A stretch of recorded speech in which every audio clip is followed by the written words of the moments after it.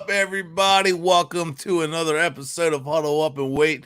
I am sorry for the delay, but today I am pulling double duty, and I'm trying to catch up on John's comment about 15 beers. I'm only 2 beers in, so now I have 30 beers to catch up on. I am your host. John. We're going to split it. I am your host, Brett Legassi. With me, as always, is Dave Stager, and we got a lot to talk about tonight. And, I want to emphasize, someone said that we're going to be late to our own funeral. Hey, look, no, man, it's not that bad. We don't it's Huddle Up and Wait, man. We used to have appointments at 9 o'clock. You show up at 9 o'clock, you're not seeing the 9:30. 9:45 Augusta, VA, baby. Dude, in basic training, I don't care what branch you're in. Guys, let's go. We got an appointment. You leave. You're thinking you're going to be late. You're there. You're still there for an hour.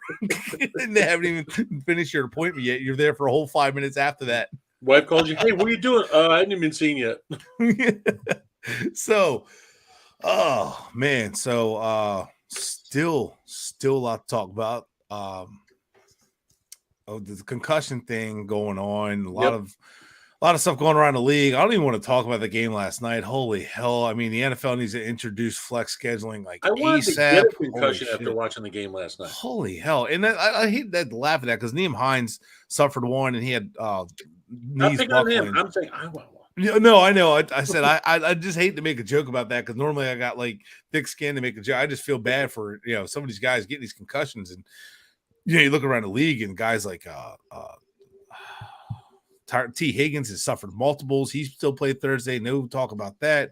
Guys Joe Burrow talking about he played through multiples. Guys talking about that like ever since this rule, and then John Harbaugh's on his high horse. Look at me. I can't believe they did that to Tua. And he had Lamar Jackson come out in the second half at the clearing concussion protocol the same year they introduced it. So it's a lot to talk about, but there's a lot more going on around the league than that. I don't want to talk about the drama so much. That's not what our show's about. So, oh yeah, well, I'd rather watch golf than that game. But Dave, we're going to go with you, our inside guy. Go around the league. Tell us what's going on. I hope you're ready for some injuries because it's all I could seem to find. As of last night, Garrett Bowles, broken right leg. Ronald Darby, torn ACL for Denver, which is adding on to already Javonte Williams, who tore his ACL. Within the division, Raiders, Justin Herron, who was just acquired in a trade, tore his ACL. Jason Peters, who was supposed to be second week playing for Dallas, suffered a mysterious chest injury. All I could think of was Tyrod Taylor's doctor in LA going, oh, shit, the lung. So that's all. Poor Tyrod Taylor. I'm glad he's still with Jason Peters, but Tyrod Taylor has the worst luck of any player in the league. Yeah. Every time he gets a chance. It's just weird. I've seen reports that like the injury might last a month, and I'm like, did he tear a pec? That's what I'm thinking. Yeah. If it's a chest injury, it's that trap or something. Who knows? And he was playing guard too. They moved into left guard. Dallas has been kind of banged up on that offensive line, so that's a blow to them losing him. Look what Pollard and Zeke did on the left side running last week when they had Smith, the rookie, and Peters at guard. They were running behind that left side a lot. Yep, doing really well. Moving on, another player last night, Kwity Paye, out 4 to 6 weeks, high ankle sprain. Is there something with Mile High Field going on? Because I named about 3 players. So we had 3 players from one game? 3 players from one game. Nyheim Hines has a concussion on top of it. That's a 4th player. I don't know what went on last night, but it's like the football gods. Look, I don't know if someone made a dirty joke lately and said, no, you don't get a good football game. Everyone gets injured. And it's just, it was really bad last night. After this segment, I want to talk about Thursday Night Football. Oh, God. Another Brett grinds gears, right? DeAndre Swift, he's out again for the Lions. Kyle Pitts is out this week. So in fantasy, I'd grab Drake London if I were you folks. Mac Jones is doubtful to play. He probably won't play with that high-grade ankle sprain. Jameis Winston and Michael Thomas out again. I don't know what's going on. I don't know. I understand they list the injuries, but Jameis looked fine before he was out these last couple of weeks. I don't get what's going on. Kenny Pickett gets his first start this week. We'll dive more into that later, but it's a big step for him in his career. Steelers get to get that Mitch Trubisky off.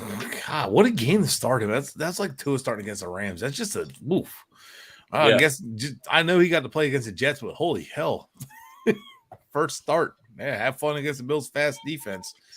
And Leslie Frazier, just one of the most underrated defense coordinators in the league. One of the brightest minds in the NFL. So yeah, that's tough on Pickett. But you practice against the best, you be the best, right? Well, there is one more thing I want to talk about, Yeah.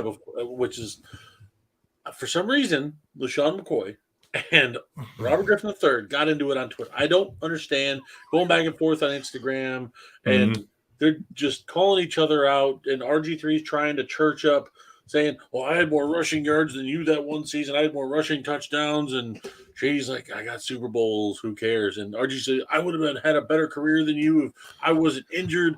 And of all people, the biggest shit talker in the league when he played, Deion Sanders, comes on social media and says, "Guys, we all love each other. We all respect y'all and love y'all." And Shady comes on, he goes, "Prime, OG, he only had 5,000 yards. He ain't shit." And I'm like, oh my God. Shady's even trying to talk up Prime. So, oh my God. What is going on, man? Like, yeah, I don't understand these older players trying to get attention still. RG3 seems to be doing it the most. Shady's always been on social media. That's who he is. RG3 is trying to build himself as an analyst, and this is the wrong way to do it. I don't understand why he's trying to attack other players he played against or played with. Yeah, I don't understand that either. I know he's done a good job as an analyst, and a lot of people followed him. But have you noticed quarterbacks? Not all of them. JT O'Sullivan's really good about not falling into this, and I don't hate him for this whatsoever. But you notice RG3, Kurt Warner's of the world. These guys are pretty like. It's like a clique or like a fraternity of quarterbacks. Like they protect each other in a sense where they they pat McAfee's thing with punters for the brand kind of thing. Yeah. It's kind of like they when they talk about quarterbacks, they try not to do it in like a too much of a negative light. And I can really respect that because, hey, you're one of the few people who have ever played quarterback in the NFL.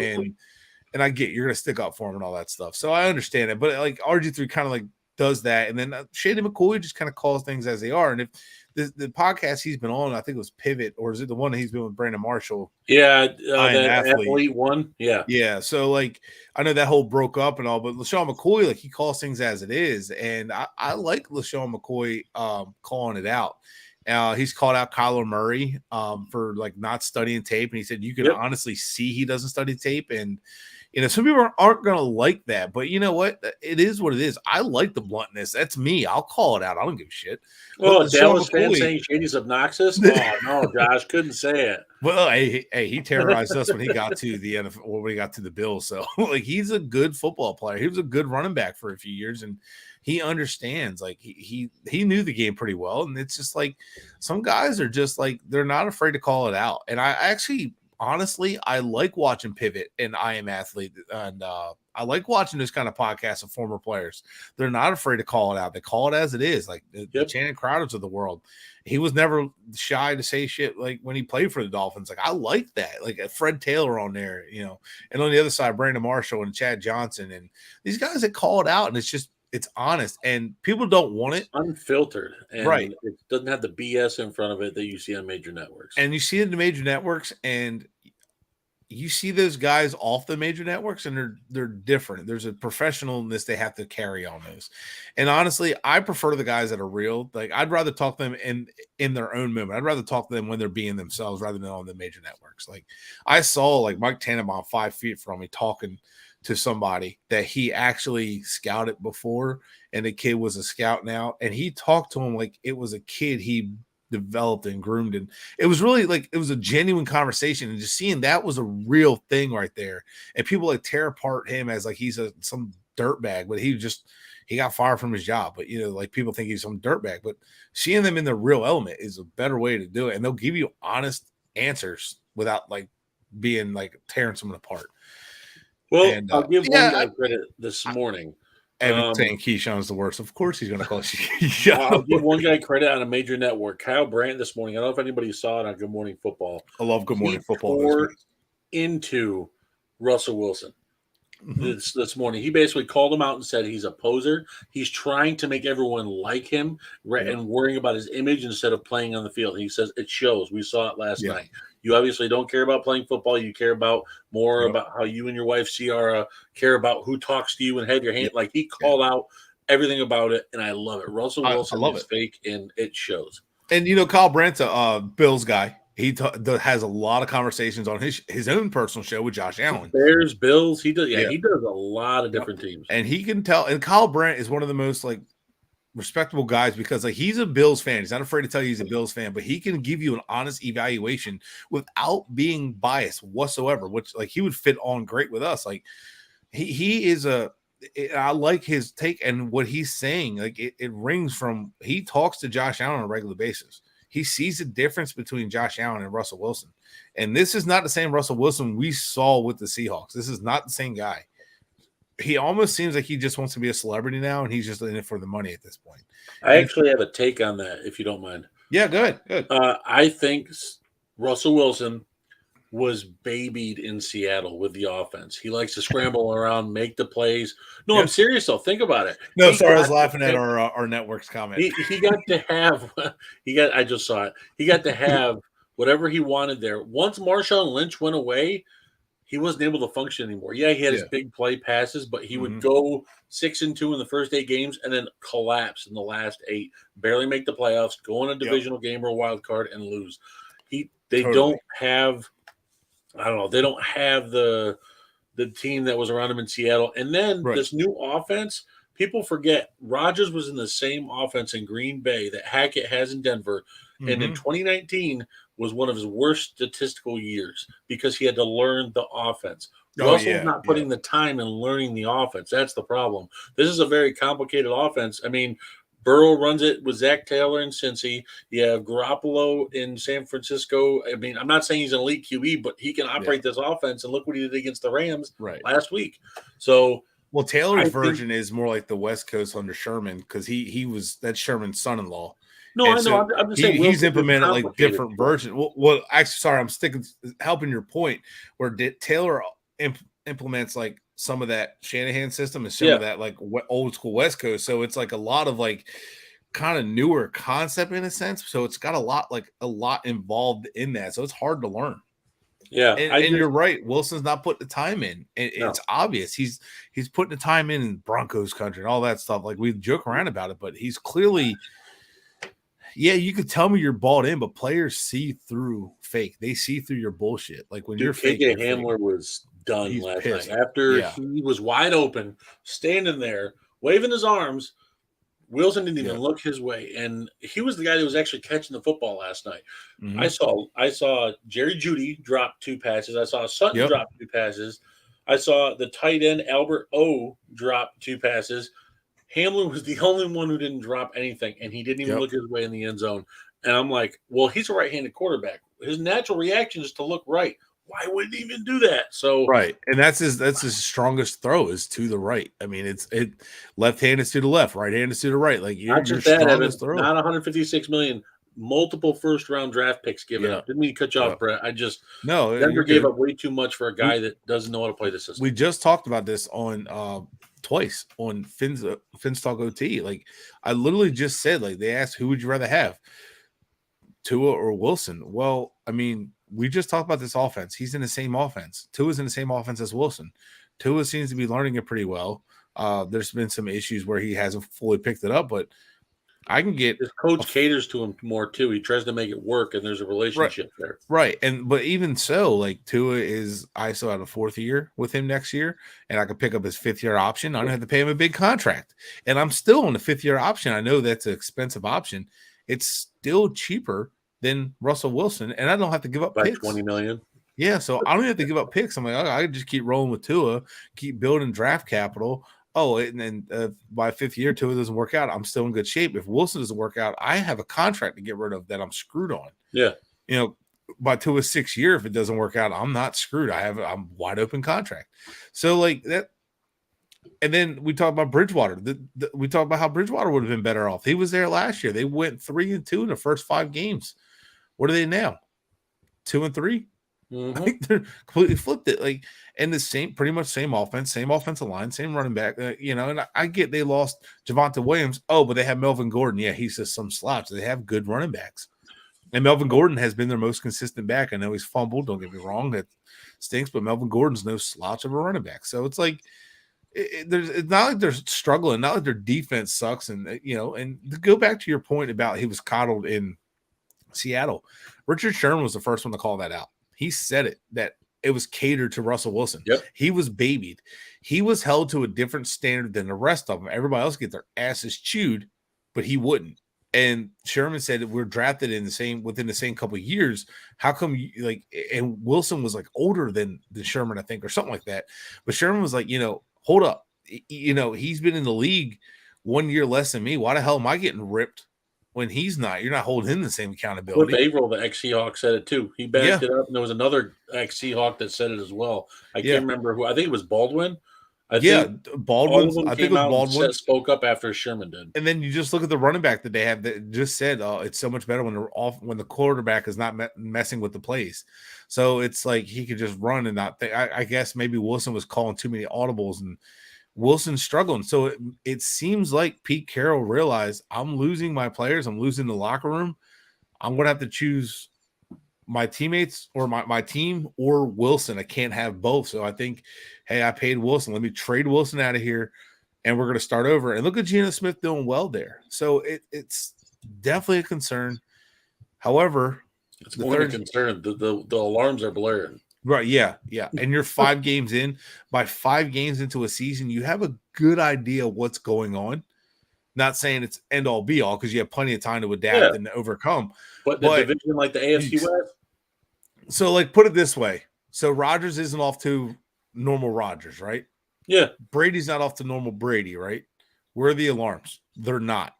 Why? Because we've seen these guys get off those slow starts and then hit a stride for the last 8 weeks or so and just crush it, kill it, and especially the end, maybe go like a little slow during like week 12, 13, and then right at the end of the season, just hit it hard, hit the playoffs hard.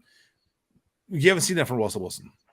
You've seen when the team's good, he's good. And I want to shout out to Finstant Reacts on one of our friends of the network, who has said it last year. He's not a fan of Wilson, and he kept telling me that Wilson's not a guy. Like, trust me, you don't want him in Miami. And he called this from the beginning, like Wilson wasn't going to make Denver better, and here we are. So, maybe that was true. Maybe Denver wanted Rodgers. Maybe that was the plan when they hired Hackett, and they ended up with he was bait basically Wilson to bring Rodgers over, and it didn't work out. Basically, Rodgers was like, "No, I was never going to go to Denver. I don't know why you expected me to." And Hackett was like, "Well, crap, we need a quarterback." So I wonder if that was one of those things. They should have just kept Bridgewater. He knows that system. That system is similar. Well, I say he knows a similar version. Look, he's in the system now, so we'll find out how well he does. They could have kept Bridgewater or Locke and had the same record, or even maybe one game. And Bridgewater's been in the West Coast offense most of his career. He was with oh my God, Joe Brady was the offensive coordinator in Carolina. Did pretty well there. He was with Joe Brady and Sean Payton in New Orleans, right? Similar offense. Yeah. And Denver last year was in a West Coast style offense. So he knows, and it's been said the Shanahan offense is derived from the West Coast. It's not the West Coast, but I'm like, I don't know, man. It's ugly.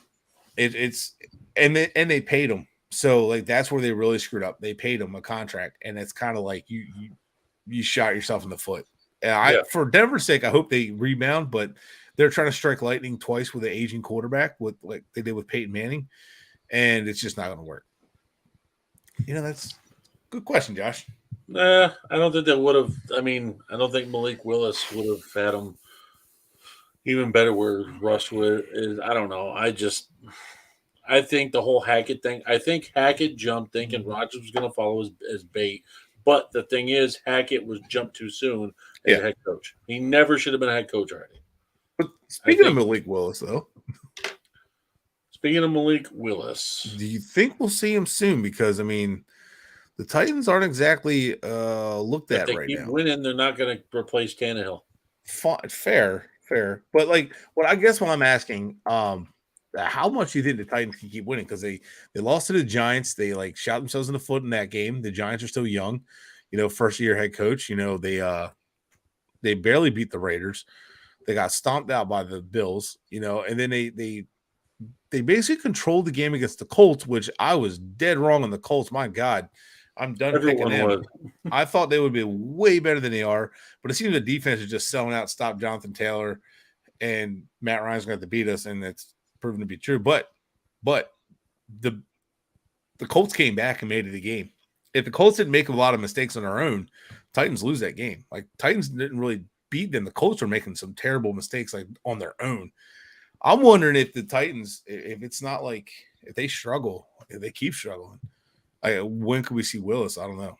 It's the same thing with Ritter in Atlanta. Mariota has held back possible 2 wins there for Atlanta, and they could have a better record right now, I believe, with Ritter. I think Ritter is better than Mariota. I've never been a fan of him as a starting QB. That's just me. But I want to go back real quick. Josh in the comments, Malik the Freak Willis, excuse me, there's only one freak, and it's Javon Curse. Don't ever tarnish that nickname. Yes, Javon Curse was so good, man. Holy hell. What a forgotten about player. That was I'll never forget the freak. Dude, that was such a good Titans team. It had him and Kevin Carter, and man, that was a good team. Eddie George. Ainsworth, Stomper. Yep. Right on the throat. But I was just curious since he brought it up. I actually would like to see that soon. And I think agreed on Ritter. Ritter won me over at the Senior Bowl. Wasn't like a huge fan of him, but I'm watching him. And ironically enough, I think he's Ryan Tannehill kind of player. But I think he's what Ryan Tannehill could be if he went to a team that could have developed them earlier. So I don't know. I'd like to see these young quarterbacks get their shots, especially on teams that are like close. I'd love to have Ritter. I'd love to see what Ritter can do with Atlanta, because you're right. He's been held back big time. I'm ready to see Mariota go. I'm not. When I watched him throw that interception against the Rams about 5 feet higher than Drake London, and Drake London's a big dude. He's not this short little slot receiver. When you throw it 5 yards above him, and then that's where Ramsey goes up and gets the ball, I'm sorry. Speaking of Falcons, move on to Ritter. I'm done. Speaking of Falcons, if you haven't already, pick up Tyler Algier because Patterson got hurt. He performed well at BYU. Yeah, that sucks because Patterson has been like a nice weapon for them. He's been a good running back, good receiver, good like all around back. Do you remember when the Packers had Ty Montgomery moved in a running back? I did not like Ty Montgomery. No, but I mean, like the concept was like similar, and I like the fact that you have these guys that are versatile. Has the size and the speed to have it and offer it. Ty didn't. He was a slot receiver, and that's why he got pummeled with injuries. I like the fact that the NFL teams are not afraid to move these guys now. What's his name? Tony Pollard from the Cowboys. A lot of people don't realize he was kind of a receiver / running back. Memphis had a lot of guys that were running back / receivers. Gainwell, actually all three of them that I'm thinking of are on in the NFC. Patrick Taylor, our running back 4, who we got in our depth chart, was he tore his ACL his final year in Memphis, but he was a big receiving back too out of there. They keep spitting them out. Josh, that's the point I was pretty much making. Like all their backs are pretty much they can line up a wide receiver or running back, kind of like the Reggie Bushes, kind of like what the Patriots used to use. James White. So like a lot of that it's cool to see. I like seeing it because it opens your offense, and now you're on to see but it sucks for the Falcons because he was one of their players that was consistently good and ran the ball well, caught the ball well, but they still have Pitts. And they still have London, and they still have talent. They're not a bad team. Pitts is out this week. Who? Pitts is out this week. If you were listening to my around the NFL, no, I'm talking in general, talking long term. Josh, are you really bringing up baseball like an Aaron Judge home run? Get it out of here! No one cares about the. That's a different grind my gears. Jeez. I'm sorry, in the middle of college football, 3 p.m. I listen, I'm a Yankees fan. I grew up a Yankees fan. I grew up with the Four Horsemen. But if I'm watching college football in the South, I don't want to see pinstripes come across my TV and put Georgia football up in the corner. It's just especially for a record that we're going to pretend is a record.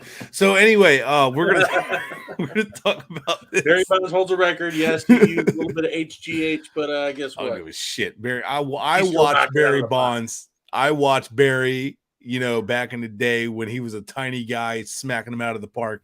He wasn't a big guy. He was a stick as a rookie. I remember looking at his cards, his rookie card, and then his final card of his final season. Yep. I'm like, it's like a dude ate another dude. If you see his Pirates card, which he played for the Giants. No, he played for the Pirates. Yes, sir. Yep. So like he was a beast, man. He was a good ball player. Like him and like I'm not Chipper a Brewers Jones, fan man. there, Josh. I absolutely love it. So I just said I'm a Yankees fan. That's back to baseball. Away from baseball on the football. Damn it, Josh. Wait, 1 second. I will say real quick on baseball. Sammy Sosa's gotten weird, dude. Oh yeah. He went full Michael Jackson. He's always been a weird guy. he did. But you know what? Baseball was more watchable when Mark McGwire and Sammy Sosa were in the home run contest. I don't give a shit about roids. McGwire. Yeah, I don't care. It was more fun to watch baseball back in that day. But he untanned. How do you untan? With like LED lights? I'm not touching this. Let's talk about let's get into I wanted to talk about it. Thursday Night Football. And the reason I want to talk about it because it kind of ties into CTE, what's going on. I don't want to talk a lot about CTE. It's just becoming a topic that none of us are doctors. There's a guy that I forgot his name. He's been catching a lot of shit on Twitter, but honestly, I think it's unjustified. He was a wrestler. He retired because of head injuries, and then he got his doctorates, he actually studied Chris Benoit's brain, his office and everything to study that. Found a lot of issues. Yeah. And I know there's been conflicting reports about those issues that people say, it's not proven and blah, blah, blah.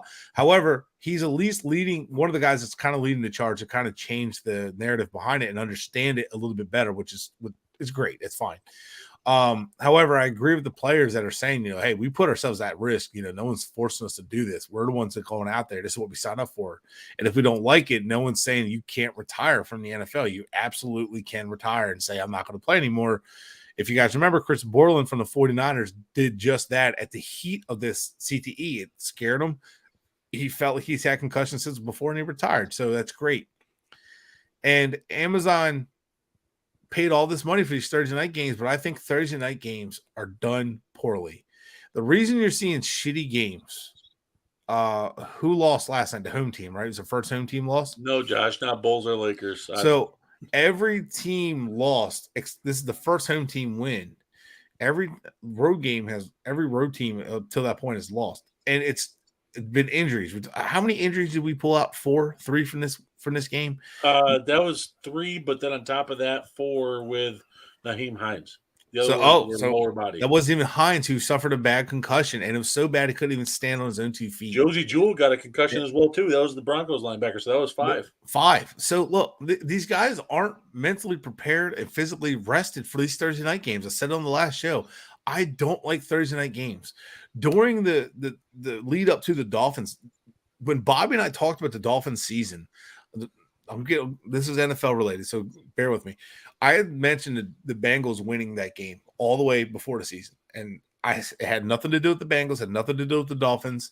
It had everything to do with playing the Bills Sunday, turning around, going on the road, and playing on Thursday Night Football. It was a division game, tough game, hard-fought game in Miami. Just turn around, go on the road to play in Cincinnati, right? And I think the Bengals were coming off. I don't know if they're a home game or coming off the road, but they're coming off a win, going to play at home Thursday night. Now, the Thursday night, most of the time, the home team wins. But that's not what I'm talking about. That's less to do with it. It's all the injuries that pile up. And then you have these guys, they got 10 days of rest. But it seems like Thursday night games can be the end of the season for a lot of teams. A lot of teams end up like, they lost this player, lost that player. Miami might have lost X, and on top of that, they don't have Byron Jones. So, like, you're adding all these up. The Broncos lost their starting left tackle.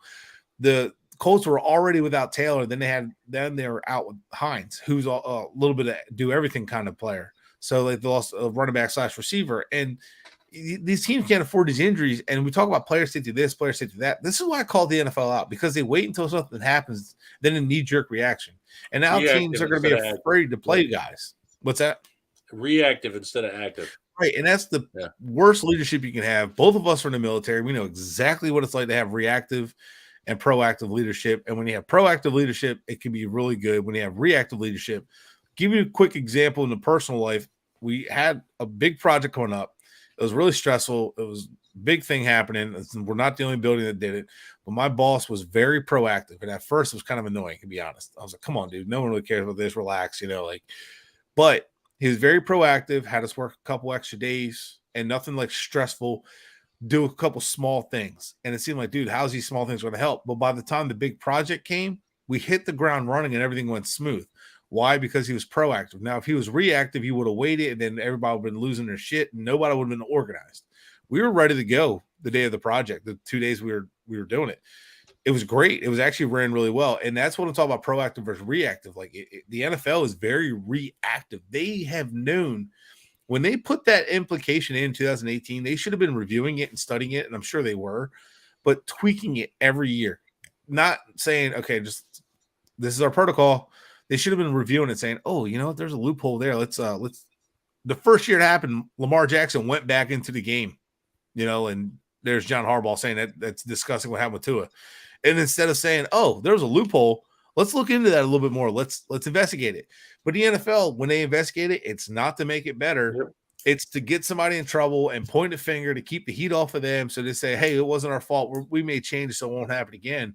It should be, hey, we're investigating. Look, no one's in trouble. There's an issue here. We're going to figure it out. We're going to close this loophole. We're going to figure this out, get to the bottom so this shit doesn't happen again. But no, the NFL and all the money they make, it's all they want to do is just point the finger, and that's all it's about is because of money. And it was the same thing with all the suspensions, the whole Ray Rice embarrassment situation. And then, somehow you had the league, a guy punched his wife, and somehow you had people on Ray Rice's side, not the league. And I understand why, because, he did everything he's supposed to. Then they try to double jeopardy in a sense with him. And then he got pretty much blackballed from the league. It was kind of like, you got other guys that got a second chance for doing just as bad or if not worse. And it's like you embarrassed yourself, and somehow you had a guy who punched his wife backed up more than the league. So it's once again, like the league is now like being looked at, but you notice they're on the Dolphins more than the league. Yeah. And it's a league-wide thing. Like this is a mess. And the Thursday night football is not player safety, in my opinion. If they want to keep Thursday night football, it needs to happen later in the year. First game of the year is fine because you have the whole offseason ready to go. You have a week and a half to prepare. I get it. But these guys aren't hitting in practice anymore. They're not like, oh, we're safe in practice. Yeah, it's great. But then they go on the road on Thursday night with short practice, no preparation. These guys need to be on Thursday night after a bye. It needs to stop with this right after a game on the road.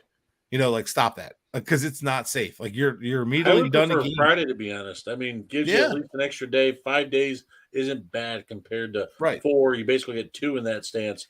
So with the 5, you're at least getting 3 or 4 days. And why they won't do Friday. Oh, we'll lose viewers for high school football. Can't do Saturday because we're in conflict with college football. Like, well, you just had a Sunday game on Sunday because of the hurricane for Florida. So no one watched it. So whatever. I'm just saying, it needs something needs to change. And playing Thursday night the way they've been doing it, it used to be later in the season, but it needs to be after a bye or something has to give. I don't know what, but that's just me. I just hate Thursday night football, and these injuries don't help. And I'm sure if we were to go back to Herbert hurt his ribs, Xavier Howard to Tagovailoa, so all these players, you've had a list of players you could find that were banged up from these games. But that's my rant on Thursday night football. No, I get it because I agree. I think that you should have Friday night football. I don't like Thursday night football, or even, which I don't get because they put later in the season weekend games. They play Fridays, they play Saturdays. So why not do it earlier in the season? Because college football's done on Thursdays. It's right as college football's done, and it's a gap between the bowls. Listen, it's Friday night. That's why they do it. No one wants to see North Dakota State Community College play Toledo State Community College. No one wants to see that on Friday night. There you go, Josh. One of the Monday night games could be on Amazon. Sorry, it's frustrating. It's like, no, I get it. I agree. There's different avenues they can take, but the NFL's not going to do that. Right, and we're just spitballing here. We're not even researching and information in front of us. You know what I mean? We're just spitballing and coming up with ideas. There's ways to do this and ways to keep your contracts satisfied with the networks. And I understand Amazon just paid all this money. I get it. They spend $1 billion a year on this. So you're going to want to give them a product. I understand. Plus, on top of that, these games are ugly. They're not energetic. They're not entertaining. The best game I think we watched was probably the Colts Chiefs. The other ones were just blah. They just look like sloppy football, and then the teams they get were just bad. I don't know. That's just me. No, I agree. I have full sentiment behind that, but I don't know. I mean, rather than get down in the dumps and trying to rant, I mean, I know that was what grinds Brett's gears. Which are we still gonna get some intro music for that or something? I think it needs to happen. Get like the Family Guy Peter Griffin intro. You know what really grinds my gears? I think it's Seth MacFarlane to agree to us to have it. I just like I don't know. Enough. He can do it. I just think it's funny. I just think it's hilarious with the hypocritical. Player safety. Oh yeah, hey, 3 days later, go play again.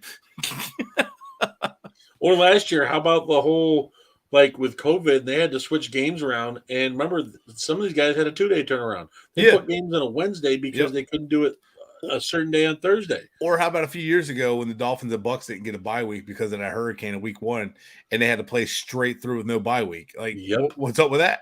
Oh, we didn't have bye weeks back in the day. Blah blah blah. Well, because they learned, hey, bye weeks give the guy's body a break. At some point, they get that break on their body, and then they can breathe. I'm like, we learned there's a reason for that why we have bye weeks. But I know it was the best decision to make, and it wasn't ideal, but they had to. So, well, you know what? Let's go ahead and chip her up. Let's go ahead and let's stop being so down and because I'm sorry. God, Brett, way to go. The whole show through it. Well, let's go start reviewing some games, man. Let's jump right into it. Let's get into it because we have a couple of games. It may not look like a headline game, but Steelers versus the Bills. The Bills are coming off a big win over Baltimore last week. And I mean, Kenny Pickett's first game. That's why I'm picking it to be a pick it to pick it. Get it? But no, I think with his first start, now that maybe the Bills have a little bit of stuff on tape, I mean, he did throw some interceptions. I get that. He was nervous. He came in. That's what I'm drinking, Josh. Voodoo Ranger. Just regular Miller Lite on tap, same as always. But no, I definitely think this is a game to be looking out for. And there's some injuries in the Buffalo game. Like guys like Dawson Knox is out for this. Yep. And that's a big safety net for Josh Allen. Right. And Isaiah McKenzie, I know he had a concussion. Don't know if he'll be back for this week. He is questionable. Yeah, so their secondary still banged up. Who was out? Who missed? I always get there. Was it Poyer or Hyde that was out for the year? Hyde is out for the year. Poyer was playing last year. Yeah, Poyer is the one that came off a couple weeks of injury. Okay. He's back. Dane Jackson, I don't believe, is back, and they're still waiting on Tre'Davious White. That's the biggie. He's on PUP still. So and you know the thing people have to remember about PUP, there's also a reason that it's 4 weeks minimum games. It's a minimum that they miss, but a lot of times they're not ready. That's why there's like a 21-day thing. I forgot what it was that they have to get ready to hit. So like and then there's a time where they're not ready. They go on IR full time. But yeah, so Tre'Davious White's not back, but still a blow to their secondary. And the Steelers have good weapons. A lot of people sleep on their weapons, but Pickett is good as a rookie, probably the best rookie. And our friend Josh Wingate said he was his favorite receiver. He's going to be the steal of the draft. And so far, I don't think he's wrong. And Matt Elf is good. Deontay Johnson, Pat Freiermuth, who has put up some good numbers, just as many receptions as Kyle Pitts, less yards, but more touchdowns.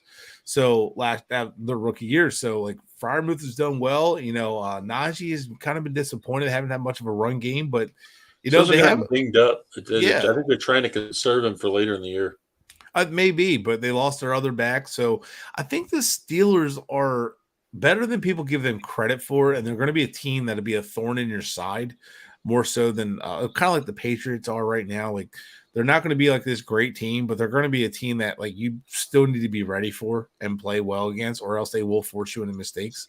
And they still have a good defense overall. I know they're still missing TJ Watt, but their defense is definitely still good. So I'm looking forward to that matchup. Yeah, I'm taking the Bills as much as I want to see Kenny Pickett succeed. Oh, for sure. We're taking Buffalo, but I mean, it's still that what if factor because we've seen some rookie QBs in the past come out and show out like we didn't expect. So yeah. Hey, they got a banged up secondary. They got a fast defense though. So, but they got the weapons. So you never know. And they lost to the Jags last year. The Bills' biggest weakness is themselves sometimes. Sometimes they feel themselves, and that's why they lost to Miami.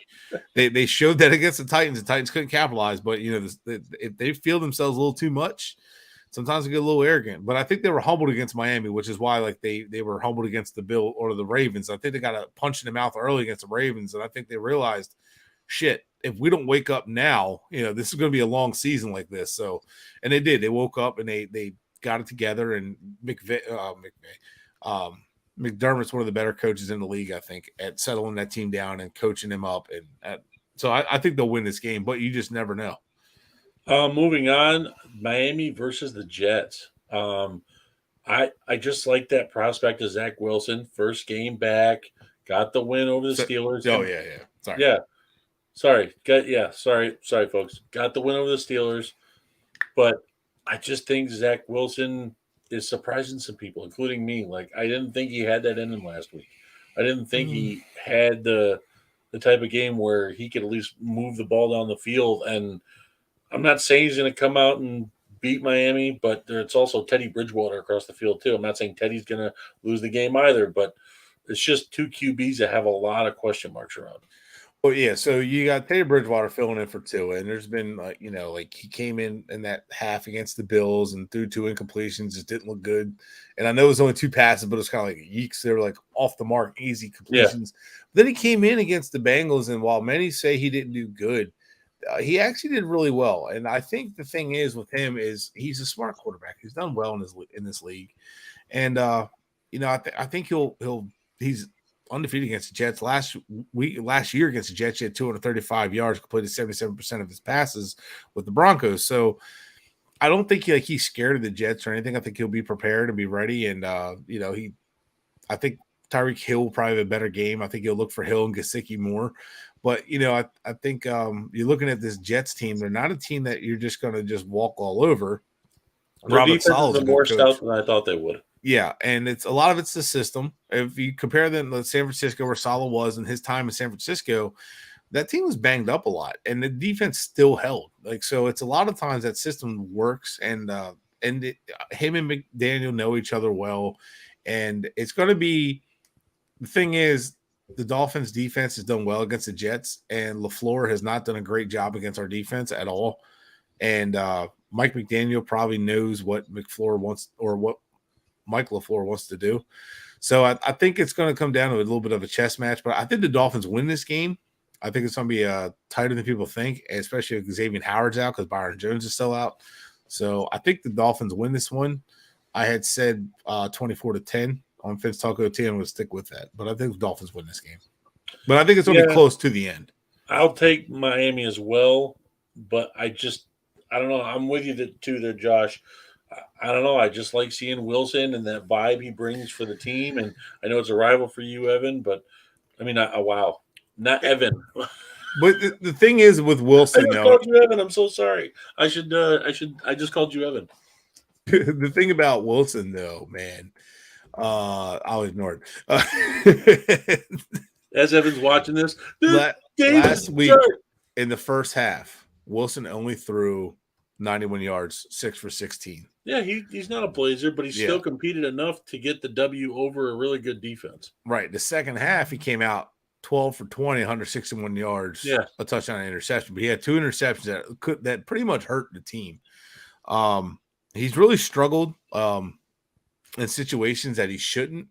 But, he's inconsistent. He still has talent, though. You're not going to go into this game and say, I don't have to worry about Zach Wilson because he scrambles really well. He does a really good job improvising.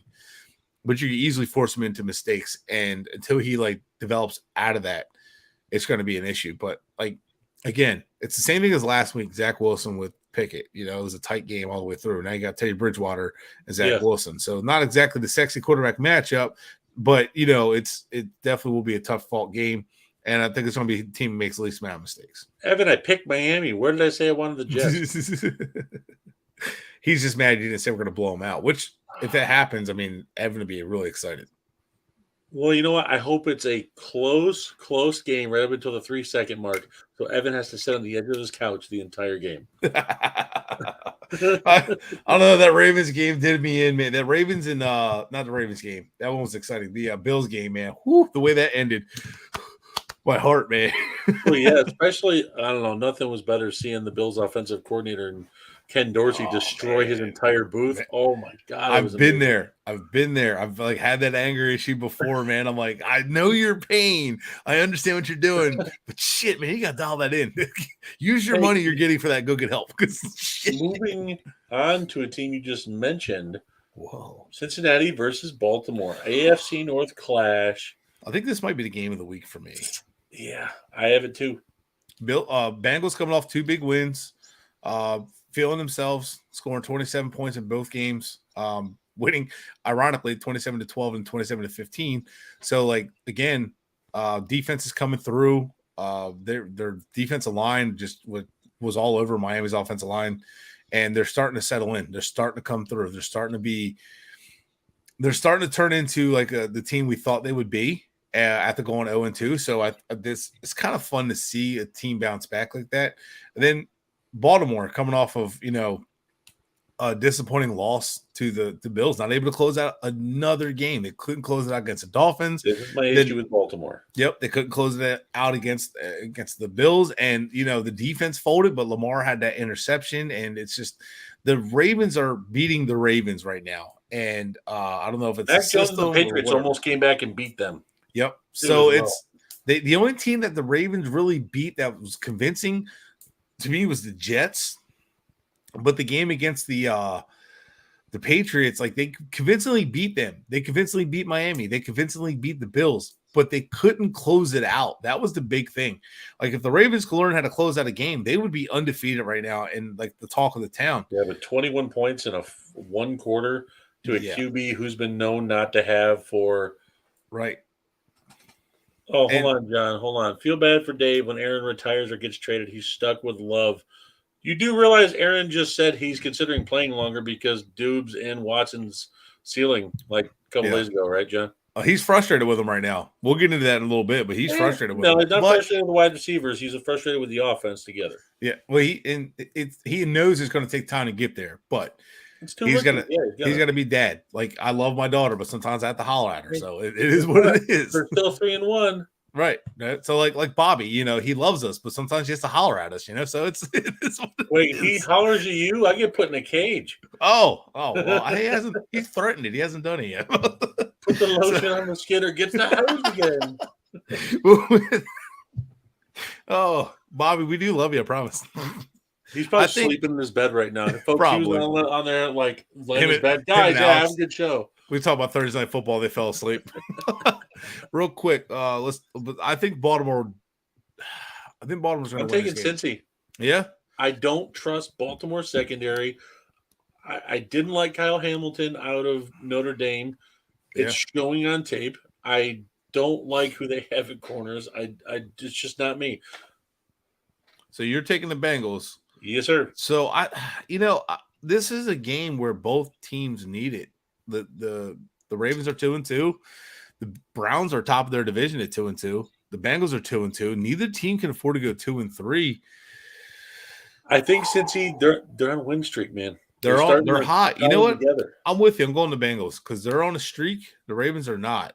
And Cincy's front seven just found a groove. And what happens when you get Lamar under pressure? He cannot get that ball out quick enough. Even that, I mean, like let's be honest, their receivers are not reliable yet. Yeah, I mean, Duvernay is more of a returner right now. Bateman is starting to step up, but this is the first we're really seeing him step up. So, like, I still think they lack some weapons, believe it or not. I still think they can use some help there. So they don't have a true number one. So that's why I'm itching for OBJ to go to Baltimore because that's one of his 5 teams he's considering going to as a free agent. Ooh. And Baltimore is one of his destinations. I think it's a good fit. That'd be a really good fit. So, but all right, so we're both taking the Bengals there. Actually, I'm going to change mine to the Bengals because they're hot. I'll go with the hot team right now. Although I like the way that Dobbins has been playing for him. Yeah, Dobbins has been playing really well. But how many times have we seen running backs have 200 yards, 2 touchdowns, and still lose the game? Right, exactly. I agree. So There's now too many. let's look. There's too many weapons for Cincy to just ignore with Higgins and Boyd and Chase and now Hunt or what's his name? Their tight end. Oh my god, I can't believe I'm forgetting it. I Andrews. just had a brain fart. Huh? Who you talking about? Hayden Hurst? Yes, there you go. I Yeah, just had an utter brain fart. former Hayden Hurst Raven. is starting to Yeah, get it with he's this got some offense. rhythm with him. Yep. Yes, Burrow and knows how to throw. Burrow uses his tight ends when he needs to. he's So gonna get looks because of and how many other DBs and linebackers are going to be dedicated to those other wide so receivers. I love I love the Bengals offense, their ability, what they could do. The offensive line obviously is a hiccup. Their defense is Yeah, better than people give them credit for. The linebacking core is good. Secondary is a huge question, mainly yeah. the corners. But like I think overall they're a pretty good team, and this ought to be a good game. And Joe Mixon's still one of the better backs in the league, so this is going to be a good game. This definitely should be. It's my AFC North, right. Schlappenaka. My pick of the week. Your pick of the week was Dallas at the Rams. God, I even hate saying this. Josh, you better thank your lucky stars. I'm taking Dallas over LA. It's crazy because like Dallas's defense is playing so good, and What's that, Brett? Hold on. What do we talk about the whole entire offseason? the elbow and what, dude. So I actually went to the It's chiropractor, showing. and he actually had to adjust my elbow a little bit. But I'm That's just starting to because have. you're old. Well, yeah, I know. Stafford the same age, isn't he? But I had carpal tunnel on my wrist, stretched to my elbow, and I know there's just from using a hammer, using wrenches, it hurts Even me. pigeons don't want to go to Baltimore. Stafford is having problems with that elbow, and I don't know how he's still throwing. Like, I know how it affects me in my everyday life, like, let alone throwing a football. And I'm sure he's getting pain relievers or whatever before the game, shots, injections, whatever. But That PRP shot did not do anything. no, and you called it before the season. If you're watching us, like, you see this stuff before. Stafford's having a rough year, and you said it. Like, they were trying to downplay it, and the Rams don't look good. And largely, it's the offense because the quarterback play is struggling, and they're seeing that deep. If we see it, it's something that somebody else is explaining to me that I've learned a lot about football from. If we see it, defenses see it, coaches see it, players see it. They know what's happening. They see it on the field, they see it on film, and they adjust. And it's going to hurt them. And I really hope Matt Stafford doesn't get seriously hurt to the point where it's going to end his season and cut into next year. It's heading that way. It's already Right. October. And what sucks is his career is on the downside as far as age goes. He's not getting any younger. And I know players are playing longer, and I get it. But if he hurts his elbow now, he's going to miss the rest of this season, possibly part of next season, and it's time he can't make up. He's not in his 20s anymore, where it's like, I still got the rest of my career. It's like, so you got to start making decisions. So, Evan, with McCarthy's weak link of the Cowboys, yeah, but he's been winning with Cooper Rush. Rush is undefeated as a backup QB, our starting QB this year. Yeah, and they've done really well. They've moved the ball really well. They beat the Bengals. Stepped up. Yep. The defense has been awesome for Dallas. Even against the Buccaneers, the defense was awesome in week 1. So, like, the offense couldn't do much. But, I'm taking Dallas here. I think they're going to get after Stafford. I think they're going to frustrate Stafford. LA's offensive line. No, I think Diggs is going to have a couple turnovers. I'm going Dallas on this one. Eric, if you're watching, that's right. I went Dallas. That's my lock of the week right there. Dallas? Ooh. Dallas over LA. Yeah. I just think I don't trust Stafford's arm. I keep hearing they have to drain fluid out of it after games because of how bad his tendons are hitting that bone in his elbow. And it's hard, man. I'm telling you, as someone like who's been dealing with it, like, it's sore. Like, it's just picking up a cup and drinking it. Like, you feel tightness there. Like, just going to use a wrench and trying to tighten something up, you feel a pulling in your elbow and it hurts. Like, and he's throwing, and Matt Stafford throws hard. Like, so, and I know he's a tough dude, man. He's one of the toughest dudes I've watched. He'll go until the wagon wheels fall off. He will. And I get it, but, like, dude, your best friend had the surgery. The baseball player, I forgot his name. Like, that's his best friend. Rapp literally said they had the same exact injury, and his best friend Kershaw, Tommy John, needed it. And you're all in the same town. Use the same doctor. It worked for Clayton Kershaw, right? Hasn't he done well? It's ignorance. Sean McVay tried to say, "Oh, let's put a Band-Aid on it," and Yeah. and Stafford went with the PRP shot. Listen, PRP Out right. shots are for temporary healing, folks. They're not for Mm-hmm. permanent fix. Yes, they made his elbow feel better. That's what they do. Right, But right. they don't sit there and they magically fix your elbow, which you've had tendonitis, severe tendonitis now for the last 3 to 4 years. So what I understand about PRP now, from what Eric explained to me and what others have told me, doing a little bit of research on it, PRP basically helps you get through until you can get to surgery, or if you have like 2-3 weeks left in the season, something along those lines is when PRP is accepted, like works for like a fix just to get you to the off season. If it happens late in the season, it'll get you through the season. But like you saw Ben Roethlisberger at the end of his career and how like that arm strength just killed it and how his elbow was gone. Turned into Chad Pennington. Yeah. And Roethlisberger had a huge arm, but he never took care of his. I don't know if he ever got Tommy John, but his elbow never recovered. He had to. Remember, so it was week 2, was it 2 years ago? He was throwing the ball and they were just dirting all over the place. And his elbow was so bad, they needed to go in and do surgery on his elbow.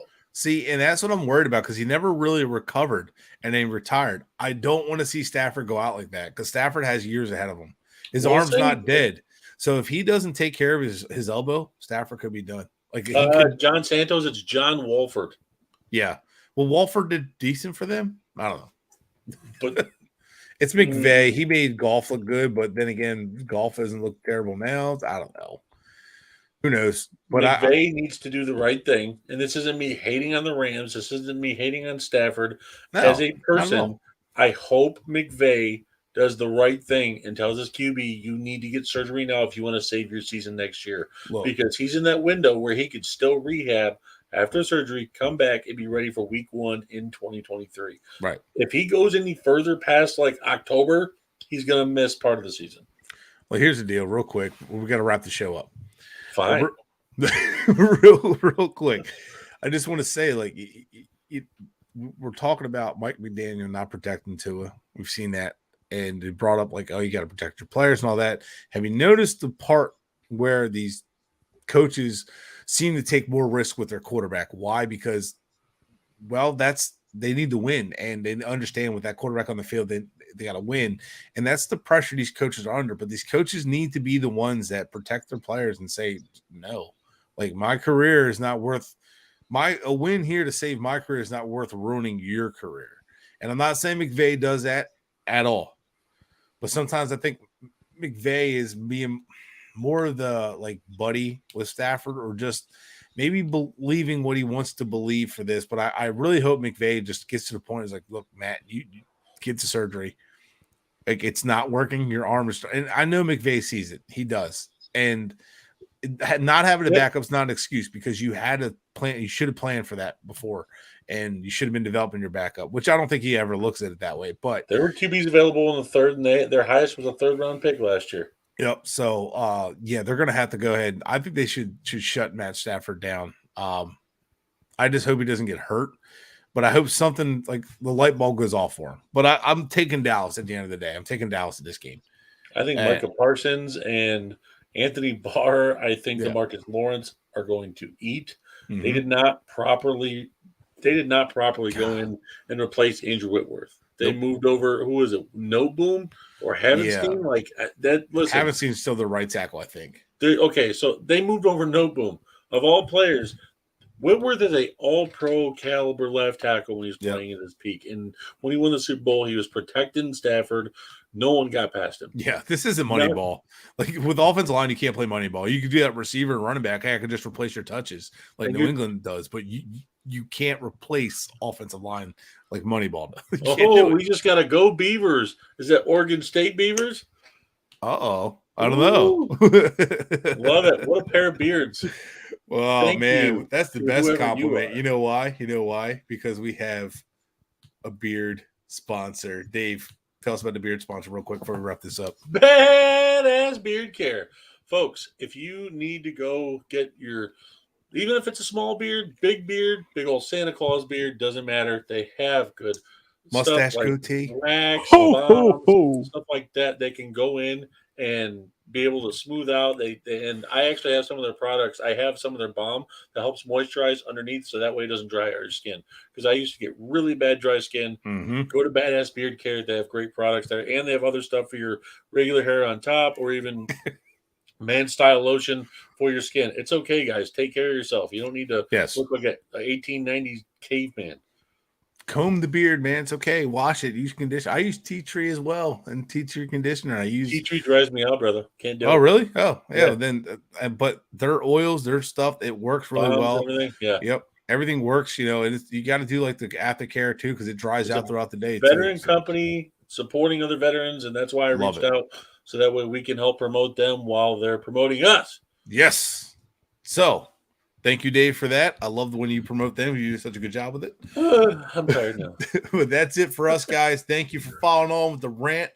More from us next week. Hopefully, we have less concussion talk and more news talk, maybe less injuries. I think it will. I think it'll get solved by then. I think so. I think they're getting close. I know it was supposed to be done before the game. Well, I know the updates I saw from Rappaport today that he put out in Pelissero was encouraging that they're really close to a compromise on what the new protocol should be. Which is great. Compromise, but agreement. Hey, and again, play it safe. If you got to wait, if a player has to be out 2 weeks after concussion, I don't think there's anything wrong with that. Don't push it. Let him rest mentally. He needs it. I think that the week is not enough. Do 2 weeks. It's fine. So, hey, Brett, where can they find you at first? I can't believe we haven't done this. Oh, yeah, we haven't. We really haven't. You can find me on Twitter at Brett Legassi67. You can also find us on Huddle Up and Wait at Huddle Up and Wait on Twitter. And Dave at Dave Stager. No, not at Dave Stager. Excuse me, Dave Stager at Steg and Cheese. At Steg and Cheese, my bad. Oh, jeez.